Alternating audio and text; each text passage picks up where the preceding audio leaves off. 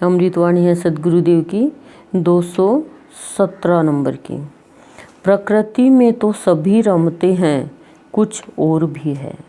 छोटी सी अमृतवाणी है। प्रकृति में तो सभी रमते हैं, कुछ और भी है।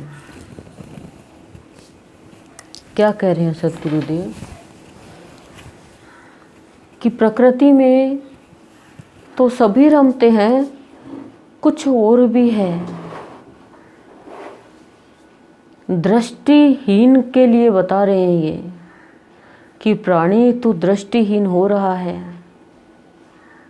जिस दिन तू देख पाएगा कि प्रकृति को बनाने वाला कौन है, उस दिन तू धन्यवाद देगा अपने संत को, अपने भाव योगी भगवान को कि प्रभु आपको धन्यवाद दूं। वो भी शब्द छोटा है कि तूने मुझे इस प्रकृति में उलझने नहीं दिया। हम लोग प्रकृति में उलझे रहते हैं, खाना पीना सोना भूख प्यास, इसी में सजना संवरना, इस शरीर में लगे रहते हैं। लेकिन कह रहे हैं ये प्रकृति है, बहुत सुंदर है। दिन रात झरना नदी बरसात सब प्रकृति में आते हैं। कैसी हरियाली हो जाती है, कैसी सूखा पड़ जाता है, कैसी सर्दी गर्मी और ऋतु परिवर्तन होता है। उसी के मुताबिक हम जीवन जी रहे थे, खाना पीना कर रहे थे, रहना सहना कर रहे थे। लेकिन हम बड़ भाग्य है कि हमें ऐसे निराले संत का दरबार मिला जिसने हमें बताया कि 5 तत्वों से प्रकृति बनी है। उन तत्वों को पहचानो, उन तत्वों को बनाने वाले देव को पहचानो। ये शरीर भी 5 तत्वों से बना है, ये प्रकृति भी 5 तत्वों से बनी है। क्षिति जल पावक गगन समीरा, पंच रचित ये अधम शरीरा। ये क्या कह दिया गुरुदेव ने कि 5 तत्व तो पवित्र है, लेकिन शरीर इस 5 तत्वों से बन के अधम पापी। ऐसा क्यों? क्या हुआ ऐसा? क्यों इस लाइन पे हमारा ध्यान नहीं गया बोलते हुए भी? क्योंकि हम प्रकृति में रमे हुए हैं और थे। जिस दिन हम ईश्वर में रम जाएंगे, जिस दिन हम अपनी आत्मा में रम जाएंगे, प्यार में रम जाएंगे, जिस दिन हम सत्य में लीन हो जाएंगे, उस दिन हम देख पाएंगे कि ये मेरा शरीर 5 तत्वों से बना हुआ अधम क्यों हो गया। कहा सद्गुरुदेव ने अपने प्रवचन में कि ये वासनाओं पे धम से गिर जाता है, कामनाओं पे गिर जाता है, अनेक इच्छाएं प्रकट कर लेता है।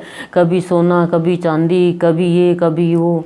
बच्ची आज पैदा हुई है लेकिन उसके लिए इतना जमा कर देते हैं, सोना चांदी धन दौलत सब। पर देखो आप, सोना कभी भी सोने की फैशन आउट नहीं होती है।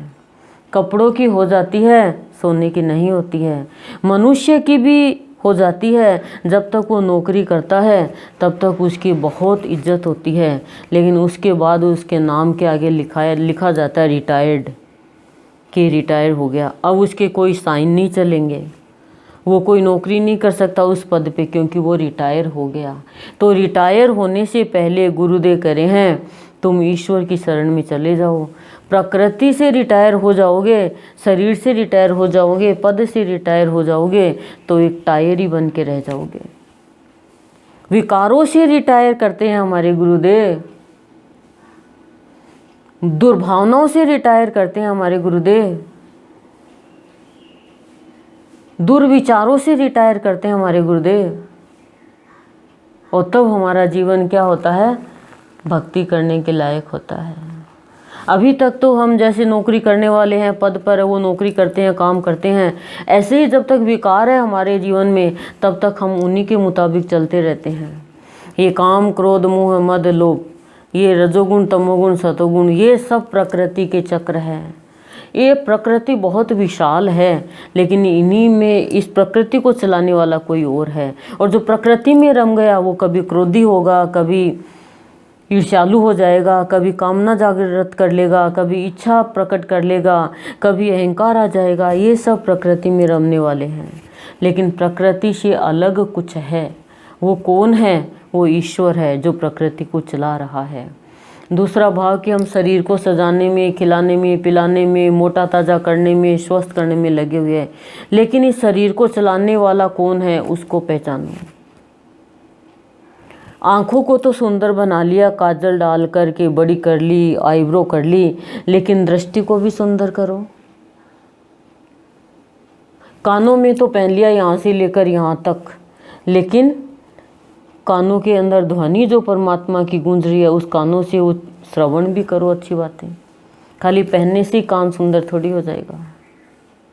लिपस्टिक लगा ली, अच्छी बात है, सुंदरता बढ़ गई, लेकिन इस अधरों पर ईश्वर का नाम भी लो, उसके नाम की भी लिपस्टिक लगाओ। पर प्रकृति में रमे हुए हैं, सजा पा रहे हैं, शरीर को सजा रहे हैं।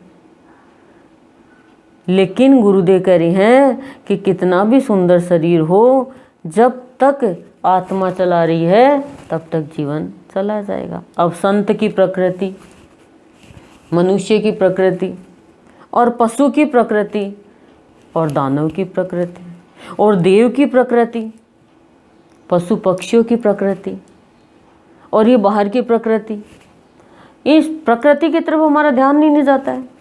हमारे मन की प्रकृति कहाँ सोच पाते हैं हम, कैसी है ये प्रकृति। पशु की प्रकृति कैसी होती है, वो शिकार करता है, खाता है, तामसिक होती है। असुरों की प्रकृति तामसिक होती है, दूसरों को सताने में बड़ा आनंद आता है उनको, क्योंकि उनकी प्रकृति ऐसी होती है, तामसिक होती है, उदंडी होते हैं, उत्पाती होते हैं। लेकिन कह रहे हैं मनुष्य की प्रकृति तो देवता से, संत से, भगवान से भी ऊंची हो सकती है, लेकिन वो राजसिक और तामसिक प्रकृति में जीता है। सात्विक प्रकृति जिस दिन मनुष्य की हो जाएगी, तब जान पाएगा कि मुझे चलाने वाला, मुझे भक्ति देने वाला, मुझे सतपथ पे चलाने वाला, मुझे इस प्रकृति में रमने से पहले बचाने वाला, वो मेरा इष्ट जो मेरे भीतर बैठा हुआ है। उसने मेरी प्रकृति को बदल दिया, मेरी कृति को बदल दिया और मुझे सुकृति की ओर लेके जा रहा है। इस प्रकृति से विकृति होती जा रही थी और अब इस प्रकृति से सुकृति की ओर जा रहे हैं। क्यों? क्योंकि तामसिक प्रकृति से निवृत्ति प्राप्त करवा दी मेरे गुरु ने। तो कह रहे हैं जब तक तामसिक और राजसिक प्रकृति से निवृत्ति नहीं मिलेगी, तब तक प्रवृत्ति तेरी कैसी रहेगी, तो संसार की बातों में बहता रहेगा, बहता रहेगा, बहता रहेगा और दुखी होता रहेगा। दुख की प्रकृति बन गई तेरी, अहंकार की प्रकृति बन गई तेरी बोले। तो कह रहे हैं क्यों? क्योंकि तूने देख नहीं पाया तुझे चलाने वाला कौन है। जो तुझे चलाने वाला है वही सबको चलाने वाला है, जो सबको चलाने वाला है वही इस संसार को, इस सृष्टि को, इस प्रकृति को चलाने वाला है। कुछ और भी है, देखो तो सही। करें शरीर में लगे हुए हो, शरीर को चलाने वाला भी कोई है, उसको देखो, उधर दृष्टि दो।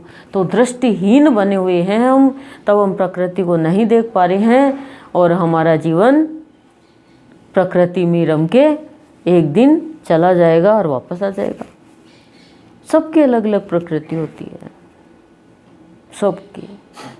संत की प्रकृति तो दया की प्रकृति होती है, प्यार की प्रकृति होती है, भाव की प्रकृति होती है, लेकिन मनुष्य की तो स्वार्थी होती है, बदमाशी की प्रकृति होती है, लोभ लालच की प्रकृति होती है।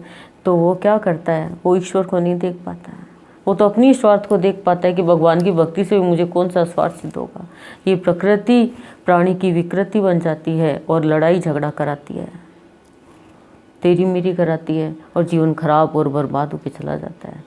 तो कह रही है ऐसी प्रकृति से निवृत्ति पानी है तो संत की शरण में आ और असीम जय जयकार करता था, अपने आप ही तेरी प्रकृति शुद्ध हो जाएगी और तू फिर प्रकृति में नहीं रम के उसे देख पाएगा जो प्रकृति को चलाने वाला है। ओम ओम।